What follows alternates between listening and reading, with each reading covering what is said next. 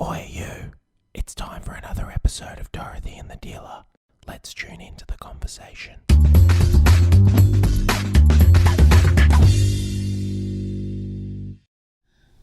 Oh, I've got a good one. Okay. So you don't need it?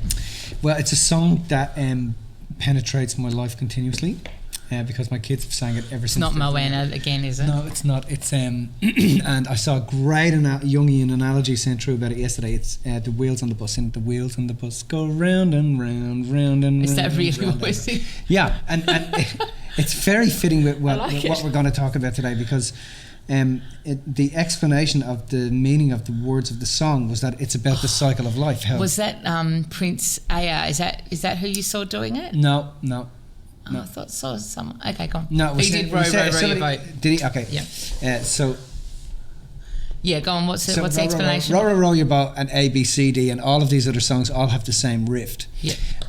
But the wheels on the bus is basically about the cycle of life, how it goes round and round. The wipers on the bus go wash, wash, wash. The doors on the bus go, and the song. In terms of Jung was about the fact that people get caught in cycles, emotional cycles, and it just keeps going around and around and around, and it's like the needle on the record. As you get older, the record seems to go faster until eventually you fall down the hole and you're out of here and you die.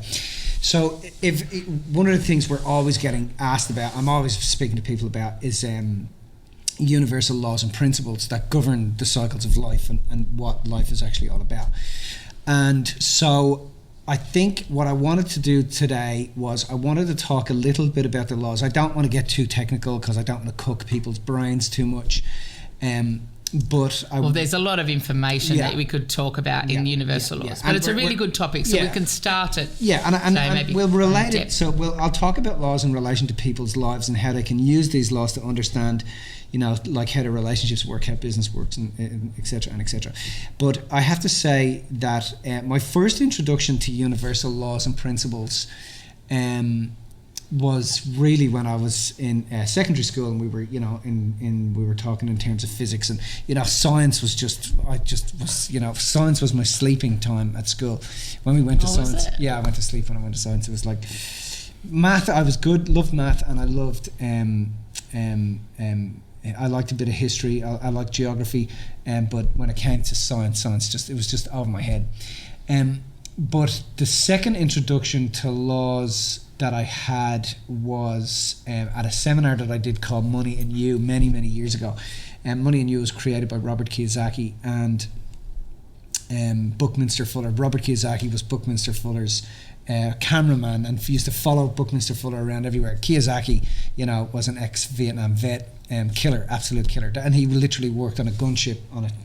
That's what he did in really? Vietnam. Yeah, he was a gunner on gunships, and so he was, when he was going through his process of evolving, he was the cameraman for Buckminster Fuller, and then Bucky Fuller was really my main introduction to the importance of universal laws and principles. And universal laws, the first thing I want to say is that whenever people hear the word universe, it's like mentioning the word spirit. People just think, oh my God, kooky, the universe, all that sort of stuff. And that's how the masses see it. But the masters understand how that we are matter and we are governed by laws.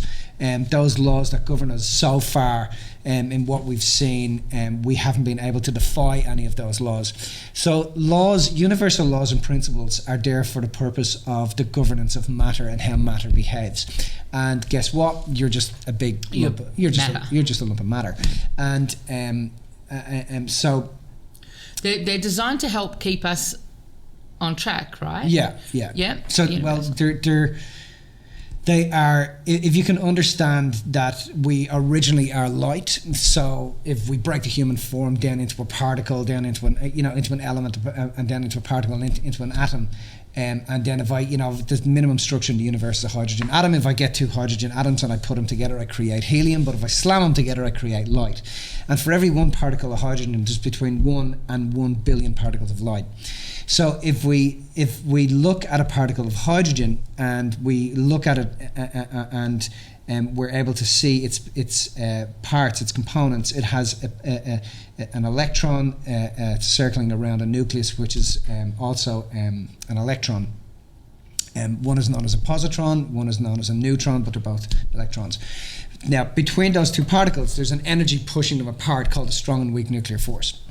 And if we didn't have a thing called gravity putting pressure on the strong and weak nuclear force, we would explode into a trillion like pieces. And don't hold me stead to the science of all of that, please. Because whenever you're talking about particle physics, you have to kind of have a little personal giggle to yourself, because every day it fucking changes. So you're never actually completely on it. So I'm just saying it to keep it simple for people. So gravity is a universal law and principle that governs matter. Now, the thing about universal laws and principles is the way you got to look at it is like this. You could take, we have worked out how to take a piece of tin, how to get that tin and how to mold it into a certain shape, and then we can put some fuel in that tin, and we can light that fuel and we can send that into space, and we can get it to circumnavigate the moon and come back down and land on the earth within thousandths of a millimeter. We can calculate everything that is required to be able to work out the trajectory, the distance, everything can be worked out within thousands of a millimeters. And we can launch that rocket and we can bring it back down and land it within thousands of a millimeter before we've even picked up the piece of tin, before we've even started to shape it. So because science dictates that this is how it works. That's right. Yeah. The importance, or the laws dictate that. The importance of science a great way to understand the importance of science is this. And the great Ricky Gervais, who I love very, very much as a comedian, gave a great example of the difference between religion and which are human laws, and universal laws. And he said, you know what, if we eradicated religion right now, and we eradicated life right now, and we brought religion back and we brought science back, science would repeat itself, but religion would create something different. And so the importance of understanding the science of how life works is imperative to any human species success. So our research and our study into the sciences and into universal laws and principles allows us to make our lives an easier road, right? Yeah. So the weight of your existence, or the quality of life that you live, is dependent on your capacity to understand the laws that govern you. So therefore, the degree to which man suffers is proportionate and relative to the infraction, or the sin, for the want of a better term, the sin that it has against laws. And what I mean by that is that... Yeah, give an example. If you have a flame in front of you and you hold your hand over the flame, you're going to get burnt. The longer you hold it over there, the more burnt you're going to get. So you know not to do that. Yeah. Well, that's a law of nature. Yeah. So the degree to which you suffer is directly proportional to the infraction that you have against laws. So the degree to which you go against the laws of nature is the degree to which you're going to suffer, is what you're saying, right? But what if you don't understand the laws? Yeah. So if you don't understand the laws, then you'll find yourself suffering and you have no idea why. That's right. Yeah. So if people don't understand laws, they suffer.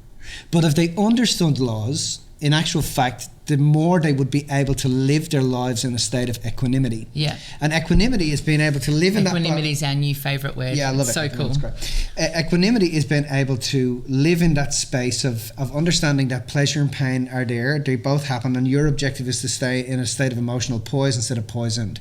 So people are poisoned by emotion when an emotion is just energy in motion, and laws govern energy and govern matter. So people that are emotional don't understand what they're being governed by. So let's boil it down to a more practical example, so people can get a deeper connection with what we're saying. So the founding law of all universal laws, I'm not going to go into this law too much, but the founding law of all universal laws is the law of the one and the many, and it goes from the one source of all to the many and back towards the one again. So in this particular law is the founding law of all laws. So every single universal law and principle stems from that one law. So I'll give an example of a great law called the law of... let's talk about the law of conservation of energy. So the law of conservation of energy states that you cannot take from the universe without it simultaneously being replaced, which takes us into the law of understanding energy itself, that energy is eternally conserved. So what that means is there's no loss and no gain. It's just everything is just energy. Yeah. Does that make sense? There's no we, because we're governed by senses, live in the land of loss and gain. Yep. Because our senses are bipolar. Every time we have an experience through our senses, we polarize the experience and we give it some sort of label. Yep. So the law of conservation of energy states that you cannot lose over here without simultaneously turning up over here. But if you're a sensory human being and you only experience things lopsidedly, when you have a loss, where do your senses go? To the loss, you don't see anything else. That's right. But the masses get caught up in the, oh my God, my client didn't turn up today. What the fuck am I going to do? I'm so emotional. I got to pay my mortgage. I got to pay my bill. What's going to happen? So you become emotional. And when you become emotional, you can't see the other side. Yep. You understand? Because emotions distort the fabric of space-time. So emotions distort what's going on. Does that make sense? We get emotional. We think my life is going to fall apart because my fucking client didn't turn up. Oh my God, my phone isn't ringing anymore. So understanding conservation of energy says that if I lose a client over here, it's because another one has to be turning up over here. Yep. Does that make sense? So I'll give you a great example. Matt, who's our property guy, comes into me yesterday and he signs up a deal with a person, and the deal is for X amount of dollars, and he's got a day to get the deal over the line. Gets the deal over the line, and it turns out that when they look at the finance for this person, fucking finance doesn't stack up. So he has this deal, which is a doozy of a deal. It's got 30% in it. It's going to, whoever takes it is going to earn 150 grand. So he's looking at the deal and he's looking at me going, do you want it? And I'm like, dude, I've got too much stuff on at the moment. I'm not going to take it. And he's like, he's starting to, so I stopped him. I said, Matt, sit down, listen to me. I said, it's conservation of energy, buddy. You can't lose your buyer over here without another one turning up. The problem is you're emotional about the one that you've lost. So your focus is over here, so he can't see the other side of it. Yes, totally. Unless you're consciously aware. Yep. The only thing that your emotions and your focus will do is go over there. It can't go over there unless you know to look for it. Yeah. So I said, I promise you it'll turn up. The person will turn up, Matt. It's going to be okay. The person will turn up. I said, you have to understand, Matt, you can't lose this person over here without the other one turning up over here. Unless you have defied the laws of the universe and you're the only person in the whole of the history of time that has done that, this is how it has to roll out. So the other person is just trying to find you. It's not finding you because you're emotional over here. Stop getting emotional. Get back into a state of equanimity. Understand. You can't have one without the other. This person was just not meant to have that deal. Yeah. That's okay. But he was living in the land of, oh my God, the real estate agent is the top real estate agent in the area. You know, he's going to not talk to me again. He's never going to give me any more deals. And I said, that's nonsense. That is just nonsense. That doesn't make any sense. So where did it turn up? Well, the fucking thing turned up like 20 minutes later. His architect goes, hey, man, because he needed, this person was under finance. The deal was about to fall over. He needed a cash offer, not just another finance deal. He needed a cash offer. So the architect rings him and goes, dude, have you any more of those properties? He said, because I'm cashed up with X amount of dollars, the exact amount. So cool. I'm cashed up at X amount of dollars. And he goes, yep, I got one right now, but you got to sign on it tonight. He goes, no problem. Takes it down, signs it up, and away he goes. It's so cool. And then he's on the phone to me going, now, what the fuck is that law called again? Because I just learned probably one of the biggest lessons I've learned in the past 2 months, you know, and you know, so it was really, really important. It's good because that's what I mean. That famous Saint Augustine quote is, miracles don't happen in opposition to nature. They happen in opposition to what we know of nature. So when we know nature, we don't call things like that a miracle, because that's exactly how nature works. That's what a universal law is. It's nature's laws. Mm-hmm. Yeah. It's how the universe works. Yeah. But when we get emotional and something like that happens, it's like this miracle, because we don't understand that. That's right. That nature is right there giving us all those answers. Yeah, so my response to him was, stop getting emotional, because your emotions are stopping it from coming to you. And so the best way to not get emotional, and this happened for me as well with the law of conservation. I've just moved into a new apartment, and I've been looking for a while, and my offers of my apartments got rejected. And I was very clear on what I wanted, and it turns out that the apartment I'm in now was cheaper than what I was offering on, and has better views, and is a better apartment overall. But the thing is, if I got caught up in the law of conservation, I would have, if I hadn't understood the law of conservation, then I would have offered more and more and more and more for these other apartments that are of lesser quality than the one I'm in now. So it's all about understanding how nature works. It's a funny thing. I had a text message come through, or a message come through from a woman the other day who was listening to me talk with Andrew Baxter about this particular concept. And she said, yes, that's really well and good, but that doesn't apply to people in third world countries. Oh, I saw that. I know. And it's just, and I mean, this is the problem. This is one of the issues with the masses, is that they think it only applies to the select. To some people. Universal laws apply to everyone. If I am, the holiest person in the world, and I put my hand over the flame, I'm still going to get burnt. That's right. If a criminal puts his hand over the flame. Yeah. So at the end of the day, the universal laws aren't selective. Right. They're for everybody, right? Yeah. It doesn't discriminate. Yeah. So universal laws don't discriminate. They apply to all. So I think just in terms of that law alone, if people, just set out every year to just learn like 2 or 3 laws, to just learn 2 or 3 laws, and when I'm dealing implement them, and when I'm dealing with people and the staff and the guys, as we all know, my objective all the time is to say, this is how it works, guys. If we're getting emotional over here, this is no. We can't be getting reprimanded over here without getting praised. Yeah, we can't be. So find the praise. The problem is, and don't just go looking at the praise, because you're going to attract a reprimand.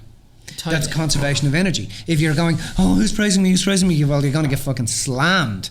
So maintaining an equanimity when you're being praised and reprimanded is really important. Understanding that that's okay. This is just a normal part of what happens. Just like there's going to be a customer that goes and a customer that comes. That's right. Just like if your boss is going to have a go at you over here, there's someone else over here who's loving you simultaneously to the same degree at exactly that moment. That's just one law, though, Mitch. Like, we can speak for weeks on all these laws. Shall we give people maybe one more? Let's talk about that for a second in terms of our emotional states, because I think that's intrinsically entwined into working with people, and is getting people to understand, listen, no matter what was going on, both things were happening.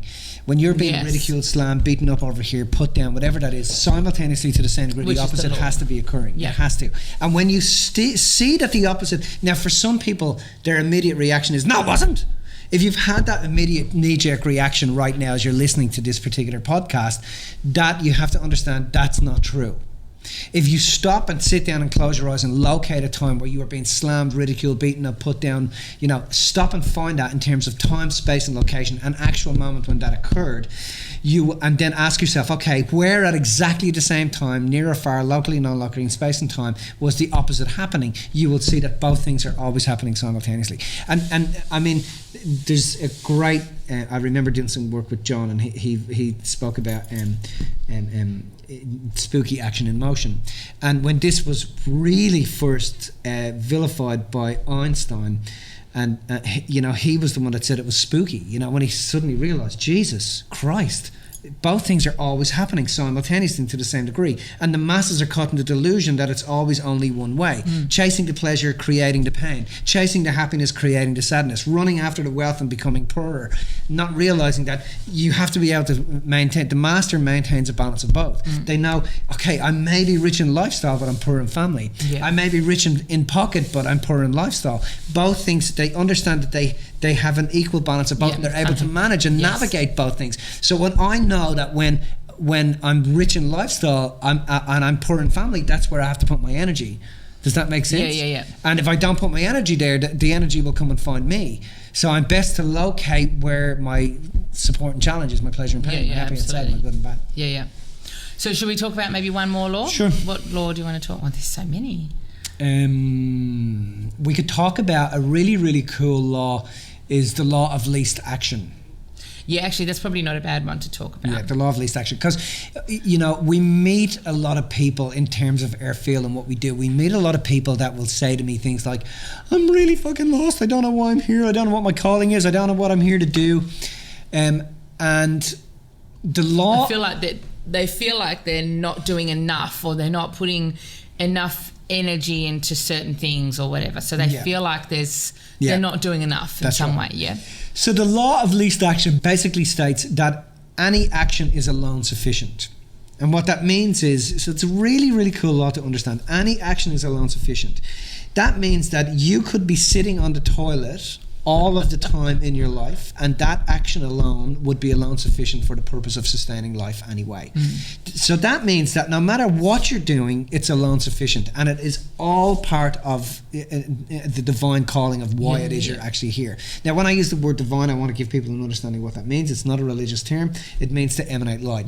So we're broadcasting systems. We emanate light, and any light that you emanate is alone sufficient for life. So does that mean that people can sit on their asses and do nothing? What does that mean? Well, I mean, that's going to attract pleasure and pain. Yeah. Isn't it? It's going to attract good and bad and happy and sad and right and wrong. So it doesn't matter if you want to do that. The universe will give just as much energy there as it will to the person that has the most noblest of visions for their lives. I think the law of least action comes into play a lot when we talk to parents, because a lot of parents go, I don't know if I'm good enough. I don't know if I'm doing enough for my kids. I don't know if I've provided them with everything that they need, etc. But the truth about it is that whatever they do with their kids is enough, because what happens is that if the kid doesn't get something from them, the kid is then going to go and find somewhere else in order to get that thing. So we cannot provide everything that another human being needs, whoever it is. There is no possible way that one human being can provide another human being everything that they need. That's right. The job is for the human being themselves to go and find what they need. So as a parent, if you are not able to perceive to give, like you were saying in another podcast that we did about Ange not feeling like she could play with the kids, right? In her not being able to, not feeling like she can play with them, somebody else comes in to play with them. That's right. You then step up as a father that is able to play with his kids, right? So in her not being able to do that, and the law of least action states that everything you do is alone sufficient, because the kids will go and search that out somewhere else. So it's a cool law, because it makes people realise that you cannot be everything for everyone. Well, that's right. I mean, I think, if we understood that, well, one of the things that's also important to understand is that all universal laws and principles are anthropocentric. What that means is that the only place a universal law and principle is actually seen to govern is in the centre of the human mind. In the mind, So what that means is, now if you take that a little bit deeper and do a little bit further down the rabbit hole, what that means is that the human mind is actually the center of the universe. So, if you gave your kids everything they required, they would never move. They would never have a reason to even get out of bed. The simple fact that you don't give them everything they require gives them everything they require, because it actually makes them go and get it.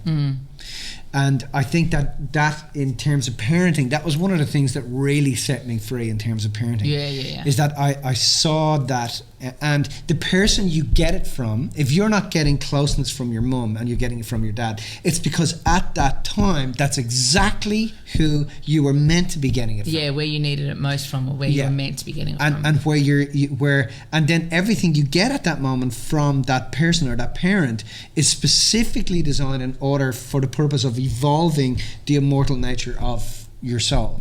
So everything you require, you're always getting, and that's conservation of energy again. Nothing's missing. Everything is always eternally conserved. The problem is, or the dilemma is, that we're sensory human beings, and we only experience things lopsidedly. So we have an innate knowing that pleasure and pain are inseparable, but still in our waking state, we want to hunger for pleasure. Tell me, before we finish up, how would the law of least action relate to, say, another area of life, say business, for example?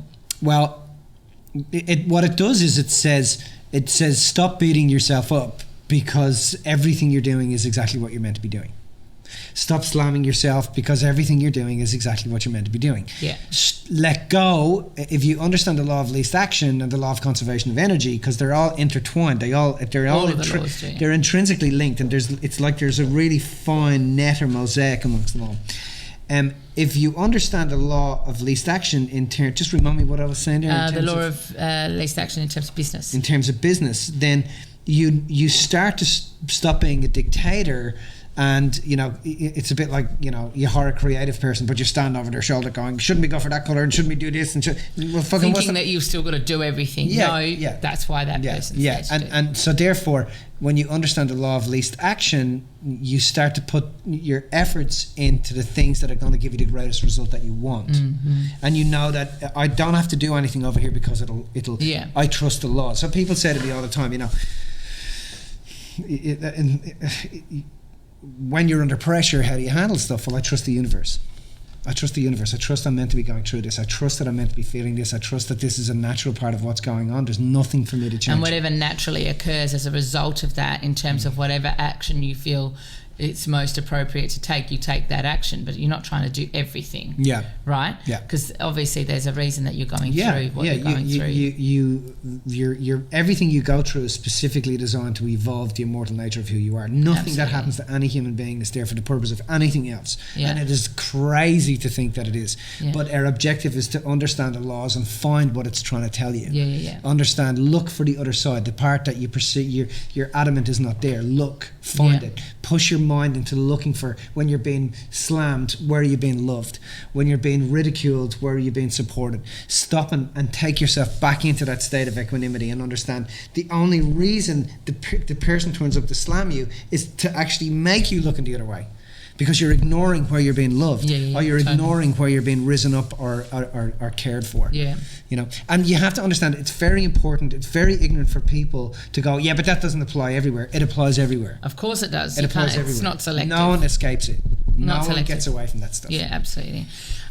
That was just 2 laws. So maybe on another podcast we might go through and go into depth with some of the other ones. Because I love talking universal laws. What really other stuff laws did we want to talk about? Oh, well, there's heaps of them. Cause and effect and cause and effect, supply and demand, the law of limitations. Yeah. We won't go into them today because we've spent enough time chatting. But maybe because then we can go into depth into them another time. What do you reckon? Cool. Good job. Good job. Oh, 2. Oakley dokley. There's so much information on. You just don't want to cook people's brains either, you know. Well, there's just so much, like, and there even just that, like, there's.